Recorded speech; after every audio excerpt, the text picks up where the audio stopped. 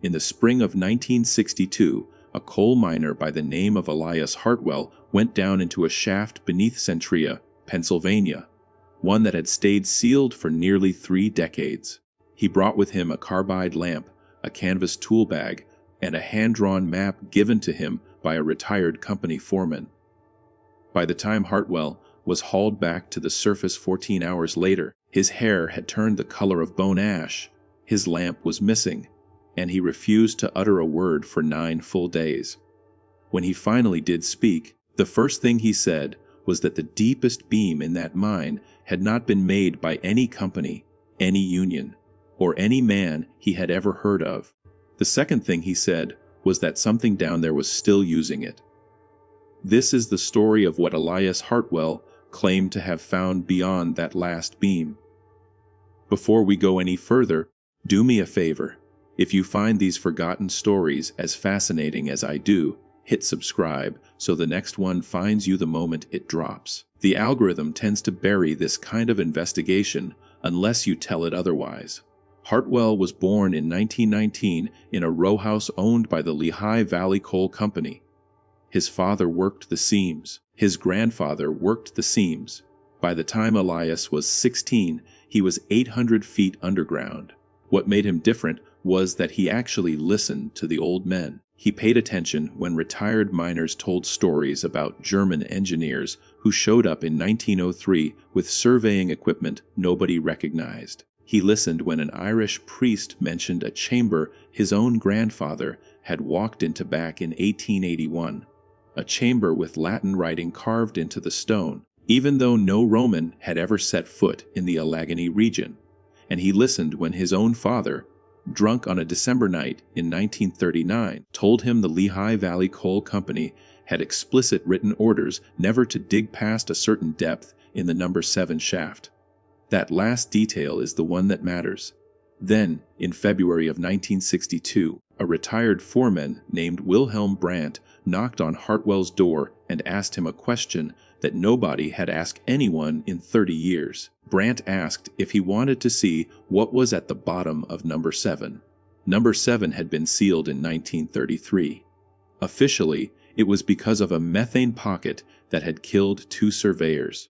Unofficially, according to Brandt, the surveyors had not been killed by methane. Brandt had been the foreman on duty the day that shaft was sealed, and he had spent the next 3 decades trying to forget what he had personally pulled out of that hole. Now dying of black lung in a rented room in Shamokin, he wanted one more man to see what he had seen, so the knowledge wouldn't die with him. Brandt was no crank. He was a German trained engineer who had signed off on the structural integrity of more than 400 shafts. The closure report he filed for number 7 contained a single sentence in his own handwriting. It read, in translation, that the shaft had been closed because what lay below could not be safely worked by the men they had. No mention of methane, just a sentence suggesting there were men who could safely work whatever was down there, and the Lehigh Valley Coal Company wasn't employing them. Hartwell agreed to go. He was 43, divorced, and tired of pretending the stories he had listened to as a boy were just stories. The descent took place on the night of April 11th, 1962.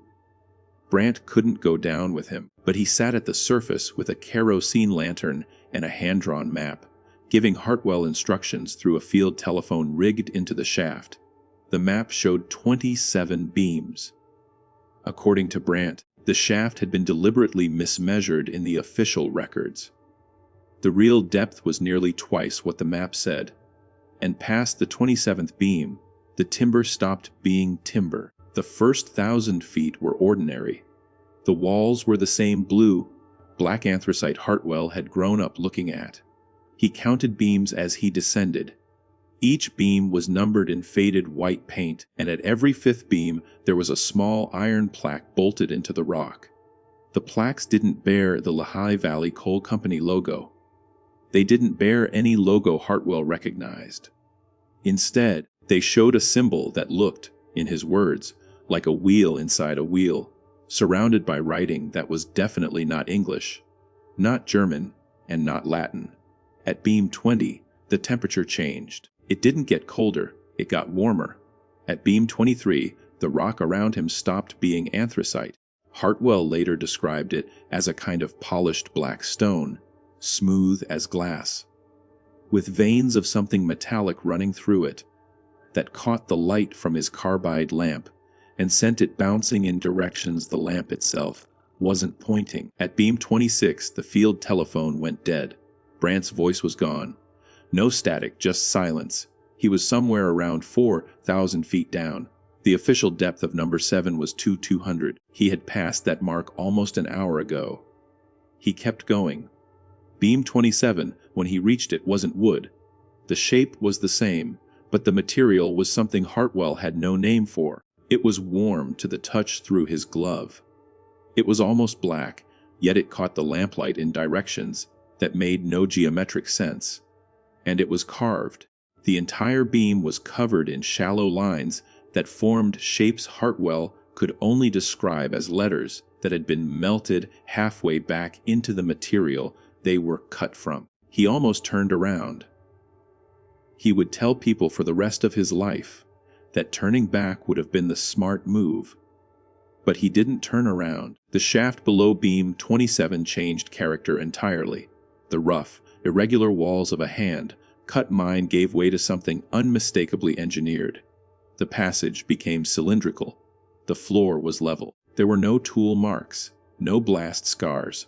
The walls were the same polished black stone, and at regular intervals were what Hartwell called alcoves, each holding a single object. He didn't touch any of them. He kept walking. A miner descending into a sealed Pennsylvania coal shaft in 1962 should not encounter cylindrical engineered passages with display alcoves cut into polished stone. Someone had built that corridor, and whoever had built it had done so well before 1933, because beam 27 was on the route and the corridor predated the company that had supposedly sealed the shaft. This is where the Tartarian thread enters. There is a growing body of independent research suggesting that the official history of North America, especially the period between 1700 and 1900, is incomplete in ways mainstream historians refuse to engage with. Buildings appear in old photographs that no records claim were ever built. Cities show up on early maps that no surveyor has ever explained. Architectural styles repeat across continents in patterns that pure cultural diffusion cannot account for. The working name for the civilization that may have left these traces is Tartaria. What is not in serious dispute among researchers willing to look at the evidence is that something is missing from the record. What Hartwell described fits that missing piece almost too neatly. The polished black stone with metallic veining matches descriptions in 19th century engineering journals that were quietly pulled from circulation after the 1893 Chicago Exposition. The melted writing on the beam matches symbols found on artifacts recovered from mound builder sites in Ohio. Artifacts the Smithsonian famously cataloged in 1881 and then, in 1894, declared had never existed. None of this is conclusive. All of it is suggestive, and Hartwell in 1962 knew none of it. He was just a miner walking down a corridor that should not exist. The corridor ended in a chamber. According to Hartwell's later testimony, the chamber was roughly circular, about 40 feet across, and lit. That's the word he used. Lit. There was no lamp, no fire, no obvious source. The room was illuminated by a soft, even glow that came from the walls themselves. He turned off his carbide lamp to make sure he wasn't imagining it. He wasn't. In the center of the chamber was what he initially mistook for a piece of mining equipment. It was metallic. It stood about 7 feet tall. It had the general shape of a vertical cylinder mounted on a wider base, with what looked like ports or vents arranged around its circumference. He walked toward it. As he got closer, he realized two things. First, the device was humming. Second, it was warm. A pump abandoned in a sealed shaft for 30 years does not hum. A pump abandoned for 30 years does not generate heat. He stopped about 10 feet away and listened. The hum didn't have the rhythm of a piston, or the whine of a turbine. It was closer, he said, to the sound of a tuning fork that had been struck a long time ago, and somehow had not yet stopped vibrating. He didn't touch the device. On the far side of the chamber was a doorway. The doorway was sealed. The seal was a flat plate of the same black stone set flush into the door frame with no visible hinge, latch, or seam. In the center of the plate was a single carved symbol. He recognized it. The wheel within a wheel. Around the doorway, set into the surrounding stone at eye level, were 6 smaller carvings. 5 were maps. One showed what might be the eastern coast of North America, but with rivers running where no river runs today. One showed a circular continent that does not appear on any modern globe. One showed what looked like the night sky, but with constellations arranged in patterns no astronomer has been able to match to any era of the past 10,000 years. The 6th carving was a profile portrait of a face. The face was human, or close enough to human, but the proportions were wrong in a way Hartwell couldn't quite articulate. He stood at the sealed doorway for somewhere between 5 and 10 minutes. He didn't try to open it. What he felt, he would say years later, was that the door wasn't locked to keep something out. It was locked to keep something in, and whatever was on the other side of it was aware of him. That was when his carbide lamp went out. Not flickered, not sputtered, went out completely, as if someone had reached into the flame and pinched it. The chamber did not go dark. The walls were still glowing. He stood in that soft, sourceless light 10 feet from a humming machine he couldn't explain, in front of a sealed door he was suddenly certain he should not open, and he turned around and walked out. When he reached the surface, 14 hours after he had descended, the sky was the color of new lead. Brant was still sitting by the kerosene lantern.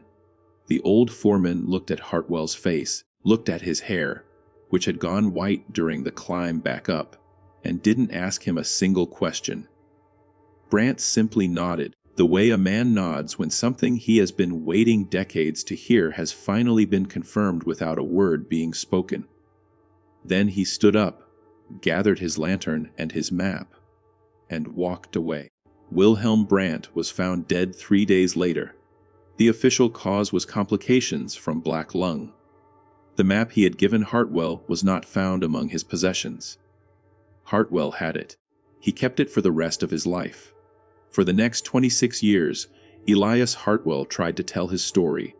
The Lehigh Valley Coal Company informed him that any unauthorized entry was criminal trespass. A state geologist in 1965 wrote a polite letter back recommending he consult a doctor. A journalist at the Philadelphia Inquirer in 1971 wrote a 5-paragraph piece treating the whole thing as local folklore. Hartwell died in 1988 in a nursing home in Pottsville. The nurse with him in his final hours later told a local paper that his last words were something about a wheel that was still turning.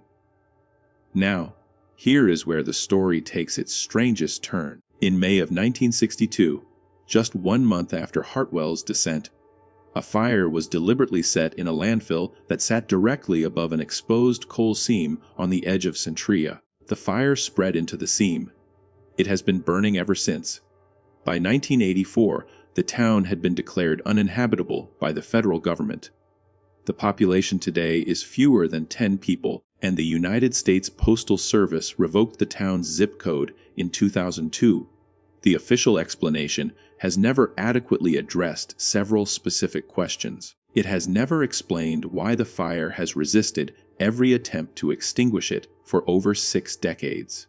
It has never explained why the fire's heat signature, mapped repeatedly by satellite, traces a roughly cylindrical pattern that descends almost vertically into the earth. It has never explained why that heat signature, according to a leaked Department of Energy assessment from 1994, appears to be centered on a point approximately 4,000 feet below the surface, well below the depth of any documented coal seam in the area. In 1981, a 12-year-old boy named Todd Domboski was nearly swallowed by a sinkhole that opened up under his feet in his own backyard. The hole, when measured, dropped straight down for over 150 feet before steam and superheated gas made further measurement impossible. He grabbed a tree root and survived. Centralia was evacuated soon after, but the fire keeps burning and the heat signature keeps tracing that cylindrical descent. And somewhere down there, if Elias Hartwell was telling the truth, a humming device sits in a glowing chamber in front of a sealed door carved with a wheel inside a wheel. I am not going to tell you the Centralia fire is a deliberate cover-up. I do not have proof of that. What I am going to tell you is that the official record of why a thriving Pennsylvania town was burned out of existence does not match the available evidence. And that the available evidence, including Elias Hartwell's testimony, points to something underneath that town that nobody in a position of authority wants the public to see. There is one more piece you need to know. In 2009, a researcher named Daniel Vega, working on a doctoral dissertation about pre-industrial mining symbols in the Appalachian region, came across a photograph in a private collection in Bethlehem, Pennsylvania. The negative had been processed using a technique that fell out of use around 1905. It showed an iron plaque mounted on a timber beam in the interior of a mine shaft. The plaque was engraved with a wheel within a wheel. Vega tried to publish the photograph in 3 different academic journals. All 3 rejected it. He posted it to a personal website in 2011. The website was taken down in 2012. Vega himself stopped publishing in 2013 and has not given a public interview since. The photograph still exists. A handful of researchers have copies. It matches Hartwell's description exactly. Elias Hartwell was not an uneducated man in the way that mattered. He had been underground for 26 years. He knew what coal looked like. He knew what an engineered passage looked like. He knew, when his lamp went out in front of a sealed door, that he was in the presence of something his civilization had no framework for, and he spent the rest of his life trying to tell us about it. And we did not listen. Maybe it is time we did. If this story moved something in you, share it with one person. Just one. The official history of this country is missing chapters. And the only way those chapters get written is if enough of us refuse to stop asking. I will see you in the next investigation. Until then, count your beams.